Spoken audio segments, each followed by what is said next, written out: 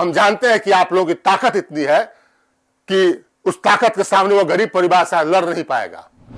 लेकिन सवाल तो हम पूछेंगे सहजानंद प्रसाद सिंह जी, सवाल पूछेंगे कि आपका ये प्रिस्क्रिप्शन किस इथिक्स के तहत है। लेकिन जिस दौर को आप जंगल राज कहते हैं ना, उस दौर में भी ऐसी घटना हमने नहीं देखी थी। पुलिस हर कदम पे यह चाह रही थी कि वहां पर जो है वो जो आरोपी है वो पूरे सारे सबूत मिटा दे, आरोपी बच जाए। कितने विद्वान आदमी इस धरती के भीतर, उनको हम दावा करते हैं कि जरा ये पढ़ के बताए कि इस प्रिस्क्रिप्शन में क्या लिखा हुआ है, कि कौन सा एथिक्स है, कौन सा कानून है। हम कानून आपको बताते हैं सहजानंद सिंह जी।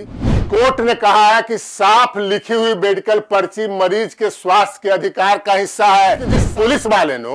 जिन पुलिस वालों ने बीएनएस की धज्जियां उड़ा दी, उसके खिलाफ कार्रवाई क्यों नहीं हो रही भाई?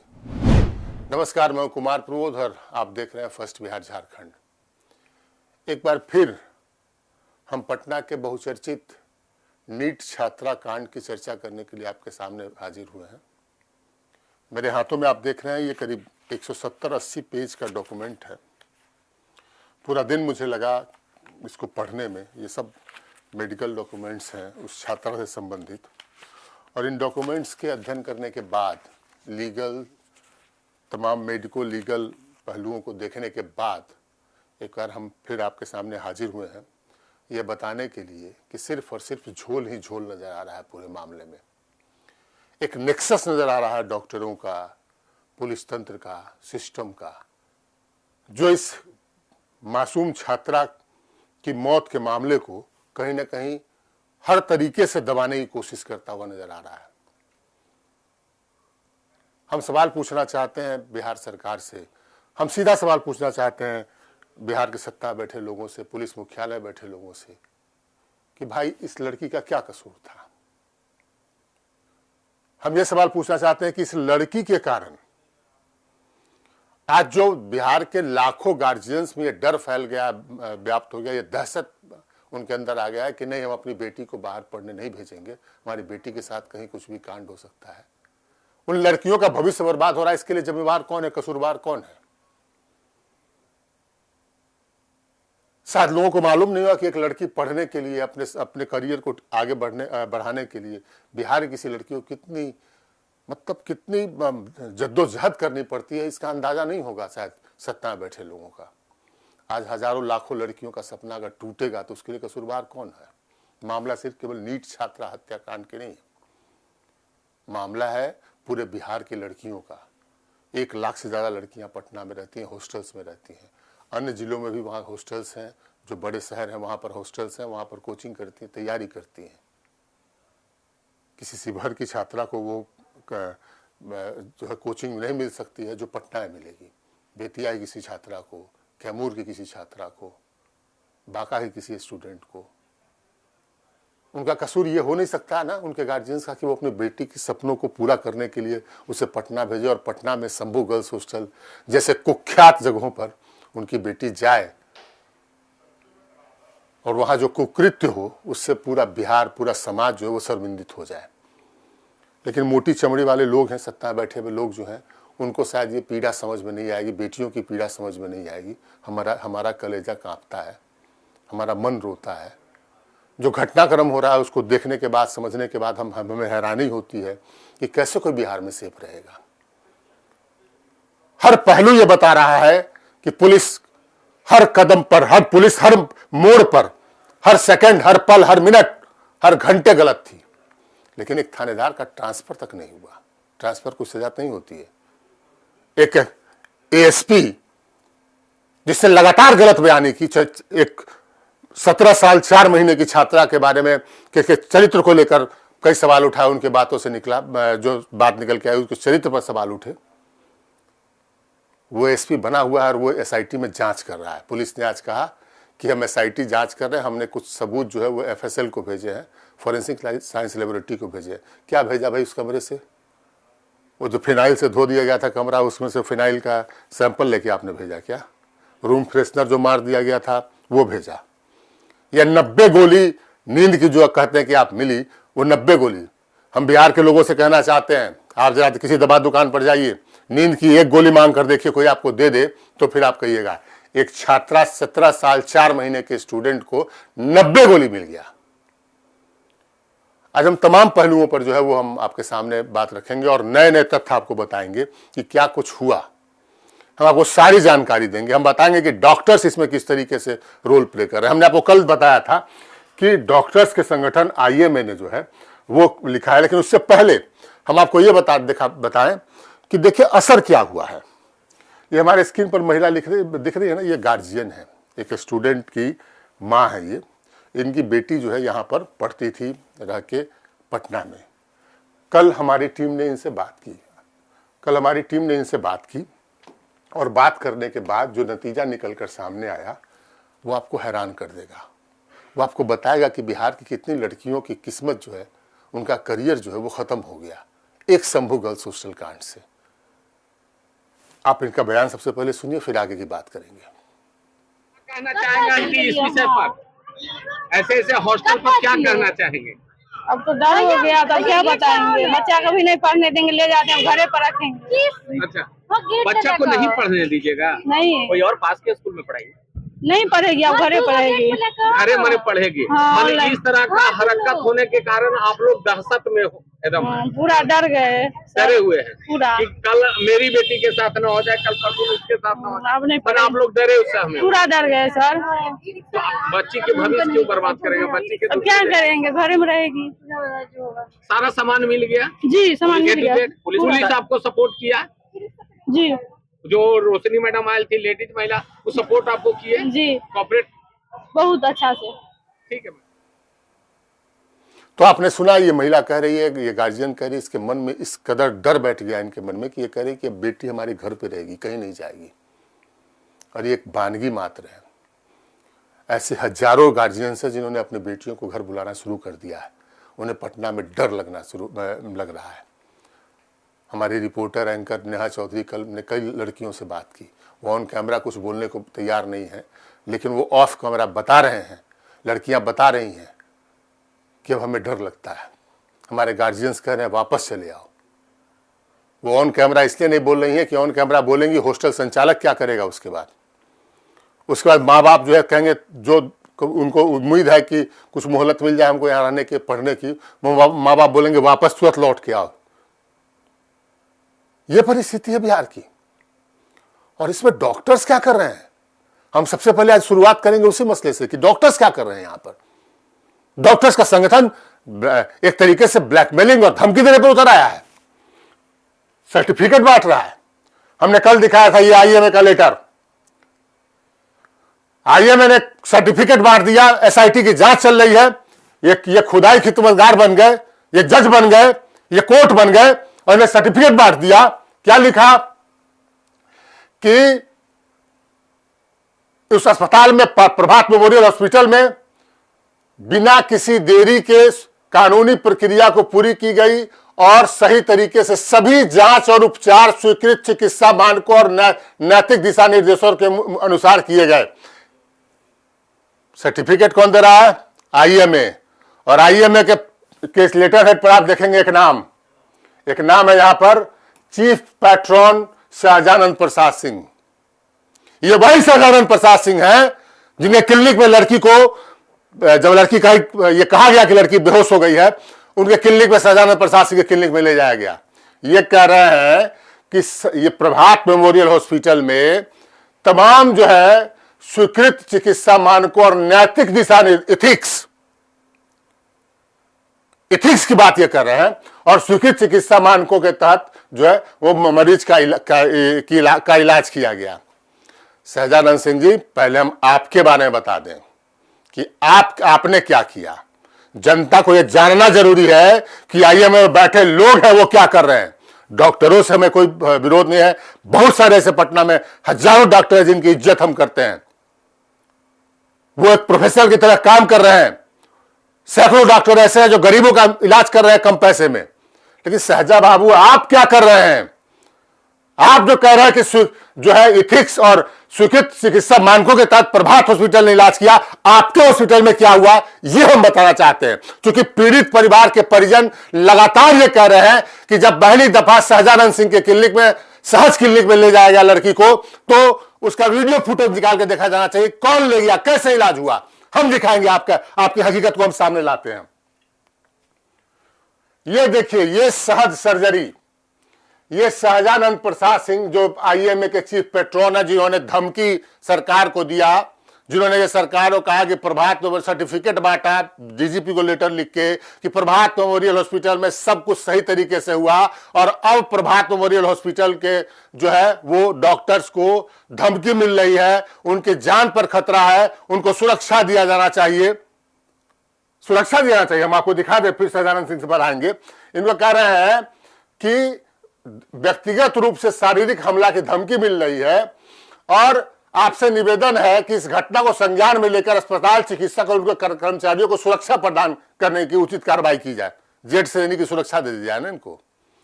11 तारीख को लड़की की डेथ हुई, आज तक लड़की के घर पर माफ करेंगे उस अस्पताल पर एक कंकड़ नहीं चला। यह प्रभात मेमोरियल हॉस्पिटल के किसी संचालक ने पुलिस के सामने कोई शिकायत नहीं दर्ज कराई कि हमको धमकी मिल रही है, लेकिन ये डॉक्टरों का संगठन और सहजानंद प्रसाद सिंह जिनके मुख्य संरक्षक हैं, आईएमए के पहले राष्ट्रीय अध्यक्ष हुआ करते थे 1 साल के लिए, उन्होंने ये लेटर लिखा। एक डॉक्टर पर जैसे ही सवाल उठना शुरू हुआ वैसे ही आप हरकत में आ गए, और हमारे पास पब्लिक ओपिनियन, हमने लोगों से बात की, लोग कह रहे हैं कि धमकी दे रहे हैं, यही धमकी दे रहे हैं ना कि हम हड़ताल कर देंगे, लाखों लोग मर जाएंगे, हजारों लोग मर जाएंगे। धरती के भगवान आप कहे जाते हैं, लेकिन सहजा बाबू हम आप पर शुरू करते हैं, हम आपके बारे में बताते हैं। यह सहज सर्जरी डॉक्टर सहजानंद प्रसाद सिंह का है। ये यहीं पर ये हॉस्पिटल में ये स्लिप है उस लड़की का, जिसको कि वहां हम इसके लड़की का नाम ढक दे रहे हैं, ऐसे भी ये पढ़ने लायक नहीं था, नाम ढक दे रहे हैं। ये वो स्लिप है इनका जिसमें ये इलाज किया इन्होंने। सबसे पहले इनके पास ले जाया गया था। ये सहजानंद प्रसाद सिंह का क्लिनिक है, सहज सर्जरी, ISO सर्टिफाइड इनका क्लिनिक है। यहां ले जाया गया। ये लिखते हैं क्या, ये मेंबर है NMC के, नेशनल मेडिकल काउंसिल। देश भर में इलाज कैसे होगा, कैसे मेडिकल की पढ़ाई होगी, इस सब को कंट्रोल करने वाली बॉडी है नेशनल मेडिकल काउंसिल, जिसके मेंबर हैं ये, और ये प्रिस्क्रिप्शन है। कितने विद्वान आदमी इस धरती के भीतर, उनको हम दावा करते हैं कि जरा ये पढ़ के बताए कि इस प्रिस्क्रिप्शन में क्या लिखा हुआ है।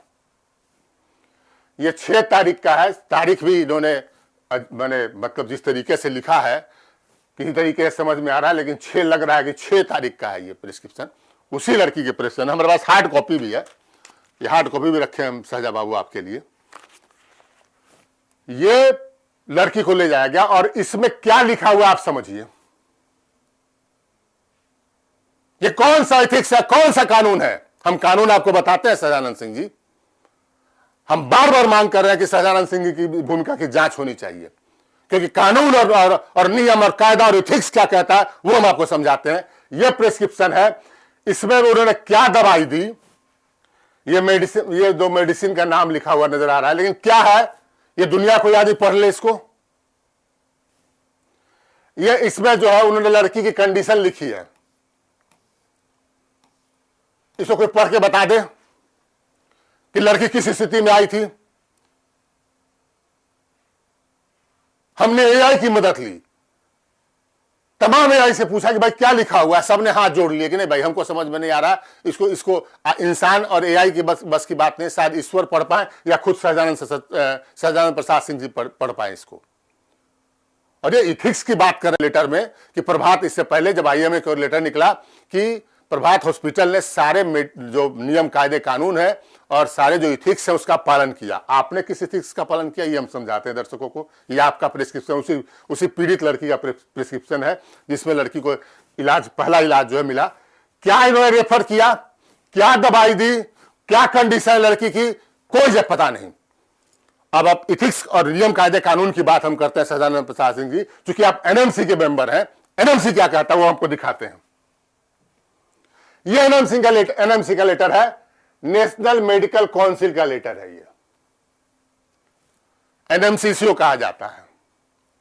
11/12/2025 को इस NMC ने लेटर जारी किया, और इस NMC ने पूरे बिहार, पूरे देश के secretary, principal secretary, medical colleges, जितने मेडिकल इंस्टीट्यूट्स हैं जितने जो मतलब संस्थान है जो भी, उन सब के लिए लेटर जारी किया और क्या कहा कि पंजाब और हरियाणा, माफ करेंगे, इन्होंने लिखा कि Yogesh versus state of Haryana मामले में पंजाब और हरियाणा हाईकोर्ट, दोनों राज्यों का एक ही हाईकोर्ट है, उसने क्या कहा, डॉक्टर्स के मेडिकल प्रिस्क्रिप्शन के बारे में स्पष्ट दिशा निर्देश दिया है। और क्या कहा है कि the national medical council commission is required to ensure the inclusion and reinforcement of the importance of legible and clear handwriting in medical prescription in the curriculum of all medical colleges institutions in India। सारे medical prescription साफ साफ लिखे जाने चाहिए। जो पूरा मामला है हम इसको आपको हिंदी में समझाते हैं। इसको उस पत्र में लिखा गया है कि पंजाब और हरियाणा का कोर्ट ने आदेश दिया है कि पूरे भारत के मेडिकल कॉलेज में सिखाया जाए कि डॉक्टर दवाइयों की पर्ची साफ और पढ़ने लायक लिखें। कोर्ट ने कहा है कि साफ लिखी हुई मेडिकल पर्ची मरीज के स्वास्थ्य के अधिकार का हिस्सा है। संविधान में यह हिस्सा दर्ज है कि हमको हमको इलाज का अधिकार है, हमारा स्वास्थ्य का, बेहतर स्वास्थ्य का अधिकार है। और इसके लिए अगर लिखावट साफ नहीं होगी तो गलत मात्रा में दवा या गलत दवा दी जा सकती है।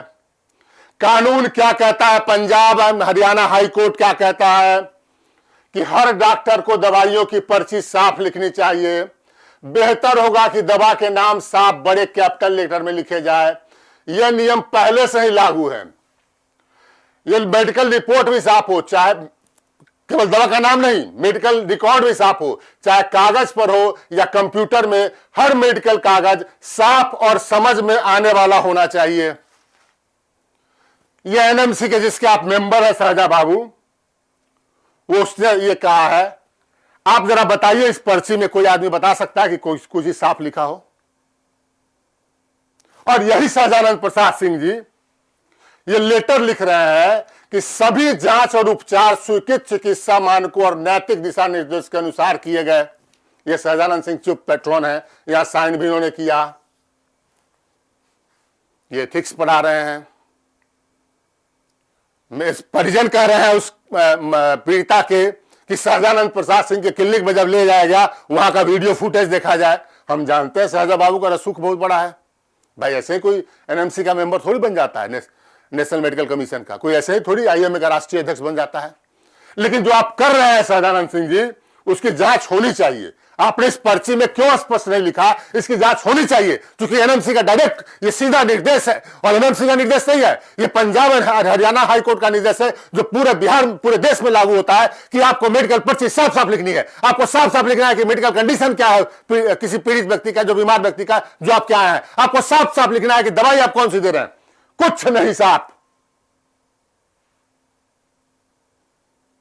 और ये सहजानंद प्रसाद सिंह के नेतृत्व वाला आईएमए ये सिखा रहा है कि प्रभात मेमोरियल हॉस्पिटल में जो है इलाज बहुत ही बेहतर तरीके से और सब दिशा निर्देशों का पालन करते हुए हुआ। ये डॉक्टरों का रोल है, ये सहजानंद सिंह जी का रोल है। और हम जानते हैं सहजानंद प्रसाद सिंह जी, हम जानते हैं कि आप लोगों की ताकत इतनी है कि उस ताकत के सामने वो गरीब परिवार से लड़ नहीं पाएगा। बेहद गरीब परिवार से आने वाली लड़की जो जिसकी मौत हो गई, उसका परिवार आपसे कहां लड़ पाएगा भाई। आपका प्राइवेट प्रैक्टिस कितना बड़ा है वो भी हम जानते हैं, आपका साम्राज्य कितना बड़ा है आप वो भी हम जानते हैं। अलग अलग राजनेताओं के घर पर, उनके निवास स्थान पर, उनके ऑफिस में आपके फोटो भी हम लगातार देखते आए हैं, बड़े बड़े कद्दावर नेताओं के साथ। कहां से वो लड़ पाएगा? लेकिन सवाल तो हम पूछेंगे सहजानंद प्रसाद सिंह जी, सवाल पूछेंगे कि आपका ये प्रिस्क्रिप्शन किस एथिक्स के तहत है। ज्यादा दवाई का नाम क्लियर है, न पीड़िता का पूरा कुछ भी क्लियर नहीं है। किस कंडीशन में आई थी लड़की आपके यहां, किन परिस्थितियों में उसको प्रभात मेमोरियल हॉस्पिटल जो है वो रेफर किया गया? क्यों नहीं पटना एम्स से रेफर किया गया? क्यों नहीं पटना पीएमसीएच से रेफर किया गया? क्यों नहीं पटना आईजीआई में से रेफर किया गया? क्योंकि आपने पर्ची ऐसी बनाई जिसका कोई लीगल कुछ, कभी हम जानते हैं भाई कोर्ट भी आपके सामने भी बस है, आप कह रहे हैं कि इथिक्स का पालन हुआ, नॉर्म्स का पालन हुआ, तो हमने नॉर्म्स और इथिक्स आपको दिखा दिया कि आपने किस इथिक्स और किस नॉर्म्स का पालन किया। और ये एनएमसी जिसके आप मेंबर हैं, आपका रुतबा इतना बड़ा तब तो आप मेंबर हैं इसके भाई ना, यही मेडिकल कॉलेजेस को लाइसेंस देता है, यही डॉक्टरों के लिए दिशा निर्देश तय करता है, वो साफ साफ लिखता है। और स्पेशल सारे राज्यों को ये 11/12/2025 को, तो अभी आप समझ लीजिए कि करीब 1 महीना पहले पूरे देश के सभी राज्यों के सारे secretaries, principal secretary health and family welfare of all states and UT governments, सारे राज्यों के जो स्वास्थ्य विभाग के प्रमुख हैं, मतलब जो अधिकारी प्रमुख हैं, उनको भेजा गया। और जो मेडिकल पर्ची कैसी होनी चाहिए वो हम आपको बताते हैं। तो ये डॉक्टर हैं, प्रभात मेमोरियल हॉस्पिटल का पूरा रिकॉर्ड हमारे सामने है, पूरा रिकॉर्ड सामने है। इस पर हम अलग से भी विवेचना करेंगे। ये भी हैरान कर देने वाला है। अब कैसे बनाया गया है इस पर भी बहुत सवाल उठ रहे हैं, क्योंकि हम देख रहे हैं कि लड़की को इनका कहना है इन्होंने लामा रिपोर्ट दिया है। मतलब इसका मतलब ये होता है कि किसी लड़की को, किसी पीड़ित को, किसी व्यक्ति को, किसी मरीज को, लड़की नहीं, लड़की तो ये केस में लड़की को, उसके परिजन अगर जबरदस्ती वहाँ से कहीं से ले जाते हैं, तो इनका कहना है कि जबरदस्ती हमारे हॉस्पिटल से ले जाया गया। ये वाइटल्स जो दे रहे थे, ये वाइटल्स लगभग वही था जो भर्ती के समय वाइटल्स थे लड़की के। वाइटल्स मतलब आप समझिए कि वाइटल्स मतलब किसी मरीज का जो है वो ब्लड प्रेशर कितना है, उसका हार्ट रेट कितना है, उसके शरीर में ऑक्सीजन कितना है। ये नॉर्मल सब जो कोई मरीज जब किसी अस्पताल में जाता है सबसे पहले ये वाइटल्स चेक किए जाते हैं। तो आप डिस्चार्ज के समय और जब उसको एडमिट किया जा रहा था, दोनों समय लगभग वाइटल्स सेम ही थे।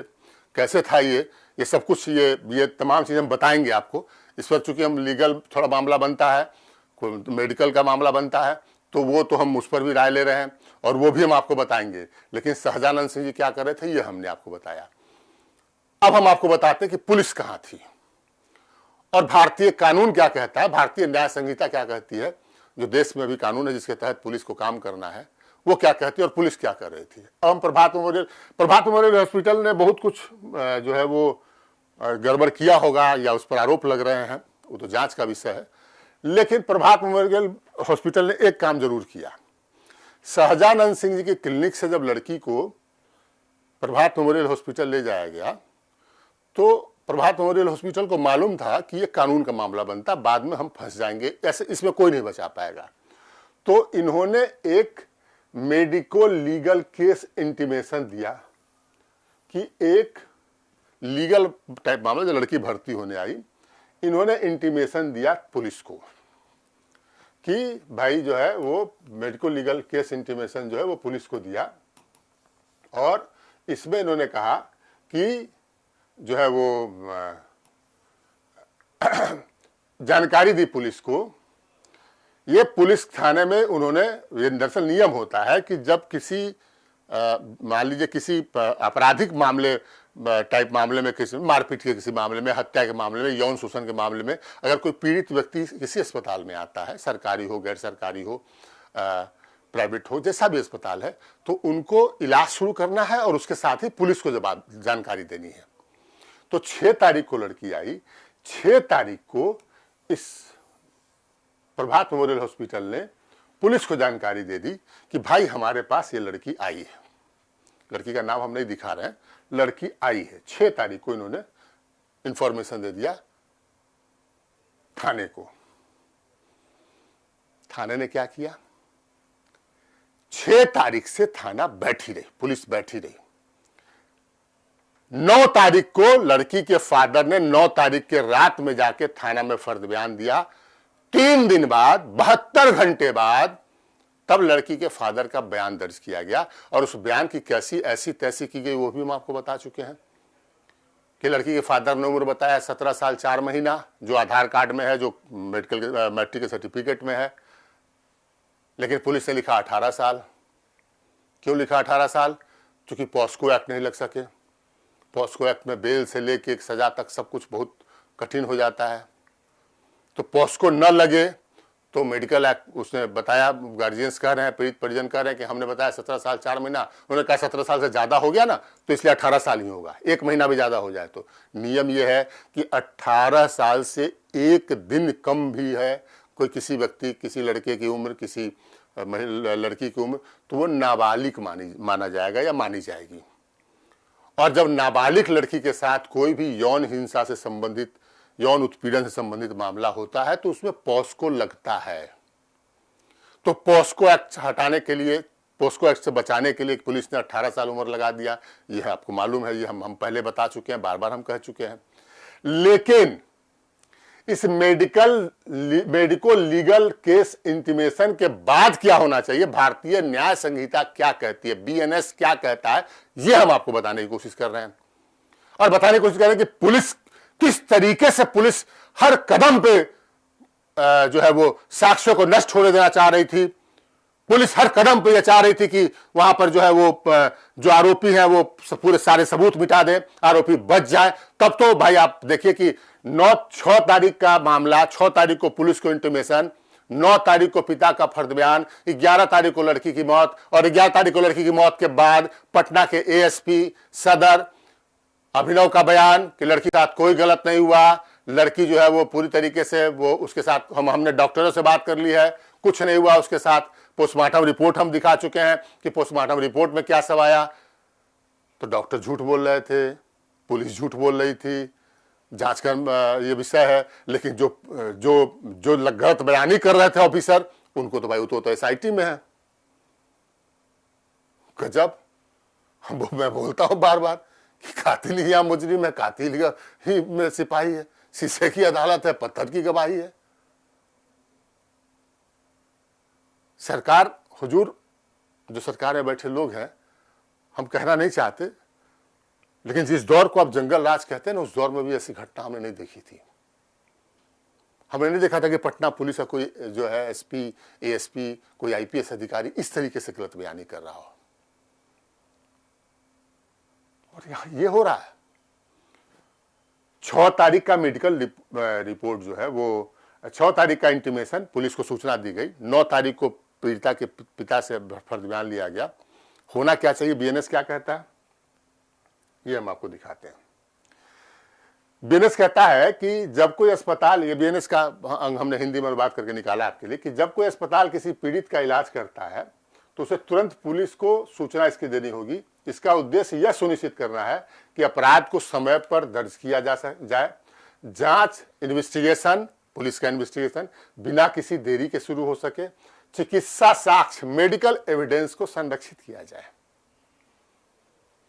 6 तारीख का कांड, 6/1 का, 9/1 को फर्द बयान केस पुलिस का, और 11 तारीख को पुलिस का बयान कि कुछ नहीं हुआ है। बीएनएस कहता है अपराध को समय पर तुरंत किसी पुलिस को, किसी अस्पताल में कोई पीड़ित आए, तुरंत पुलिस को सूचना देना है ताकि अपराध को समय पर दर्ज किया जाए, जांच बिना किसी देरी के शुरू हो, और चिकित्सा साक्ष्य, मेडिकल एविडेंस को संरक्षित किया जाए। उदाहरण इसमें है कि यदि किसी निजी अस्पताल में यौन हिंसा की शिकार महिला का इलाज किया जाता है तो अस्पताल को तुरंत पुलिस को सूचित करना है ताकि जांच शुरू हो सके। इसलिए पुलिस को सूचित नहीं करना है कि हम इलाज शुरू कर सके। वो कानून है कि आपको इलाज तो बगैर किसी देर के शुरू करना है, बिना उसको कोई विलंब किए हुए। पुलिस को सूचना इसलिए देनी है कि जांच शुरू हो सके, और इसके लिए एक दंड है कि अगर अस्पताल ऐसा नहीं करता है तो वो कानूनी रूप से उत्तरदायी होगा, नहीं लीगली लिएबल होगा, उसके खिलाफ सख्त कार्रवाई की जाएगी। लेकिन जिन पुलिस वालों ने बीएनएस की धज्जियां उड़ा दी, उसके खिलाफ कार्रवाई क्यों नहीं हो रही भाई? ये पटना के एसएसपी हैं, 13 तारीख को इन्होंने बयान दिया, कुछ नहीं हुआ। 13/1 को ये पटना के, आप देख रहे होंगे कल हमने दिखाया था किस तरीके से जो है वो, जब ये भाग रहे थे, जब मीडिया वाले इनको घेर रहे थे, तो और ये एसआईटी में जांच कर रहे हैं। आपको लगता है कि तमाम घटना के बाद, एसआईटी में इनको रखने के बाद, इन महानुभाव को रखने के बाद जांच सही तरीके से मामले का उद्भेदन हो पाएगा? आज सीआईडी के एडीजी ने प्रेस कॉन्फ्रेंस किया और कहा कि हम साक्ष्यों को भेज रहे हैं, हमने भेजा है एफएसएल में, उसका 2-3 दिन में रिपोर्ट आ जाएगी। क्या साक्ष्य भेजिएगा भाई, क्या साक्ष्य भेजिएगा? उस रूम में कोई साक्ष्य मिला होगा?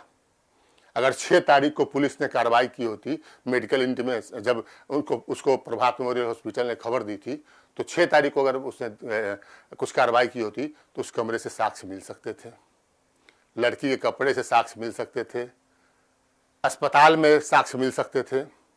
9 तारीख को आपने फर्द बयान दर्ज किया, 11 तारीख को बयान आ गया आपका, उसी अस्पताल के किसी डॉक्टर ने जो है वो ये आपको वीडियो रिकॉर्डिंग करके दे दिया। 12 तारीख को जब स्टूडेंट्स ने, लोगों ने, जब आप देखिए मामले में बड़ी बात ये है, हम बार बार कहते हैं कि वो लड़की गरीब परिवार, मध्यम गरीब, माने आप समझिए कि लोअर मिडिल क्लास से आने वाले उसके परिवार के लोग हैं, तो उसमें भी रेजिस्टेंस का, मैंने प्रतिरोध की क्षमता उस परिवार में नहीं थी। लेकिन उस गांव के आसपास के जितने लोग हैं, वो ढेर सारे लोग पटना में रहते हैं उस जिले के, और वो रोड पर 12 तारीख को उतरे। तो ये मामला सरकार की नोटिस में गया। सरकार की ओर से हमको जानकारी की थी, गृह मंत्री और डिप्टी सीएम सम्राट चौधरी ने पूछा उस दिन पटना पुलिस से कि मामला क्या है। तो पटना पुलिस की ओर से एक महिला डॉक्टर का, निजी महिला डॉक्टर का बयान भेज दिया गया और कहा गया कि उस महिला डॉक्टर ये करी कि उस पर कहीं कोई चोट के, जबरदस्ती के कोई निशान नहीं है, चोट के निशान नहीं है। पोस्टमार्टम रिपोर्ट में जो है इन बातों की धज्जियां उड़ गई। पोस्टमार्टम रिपोर्ट ये नहीं कह रहा है कि, उसने कह रहा है कि मौत का कारणों का जांच जो है वो विसरा जांच के बाद मौत के कारण का सही पता चल पाएगा। पोस्टमार्टम रिपोर्ट ये कह रहा है कि रेप हुआ या नहीं, इसका हम इससे इनकार नहीं कर सकते हैं, लेकिन उससे वो बता रहा है पोस्टमार्टम रिपोर्ट की कई जगह शरीर पर जख्म के निशान है। वो बता रहा है कि इस हालत में पहुंचने से पहले लड़की ने संघर्ष किया, यानी कोई उसके साथ जबरदस्ती कर रहा था या मारपीट ही कर रहा हो। और महिला डॉक्टर ने आपको बयान दे दिया। उस महिला डॉक्टर की गिरफ्तारी क्यों नहीं हुई अब तक? क्योंकि महिला डॉक्टर गिरफ्तार होगी तो तमाम बड़े चेहरे बेनकाब हो जाएंगे। ये पूरा मामला, आप हम कहें, हम इस नजरिए से आप देखिए, मामला सिर्फ एक नीट छात्रा का मामला नहीं है। ये बिहार के उन लाखों लड़कियों का मामला है जिन लड़कियों ने बड़े बड़े सपने देखे हैं, संसाधन जिनके पास नहीं है।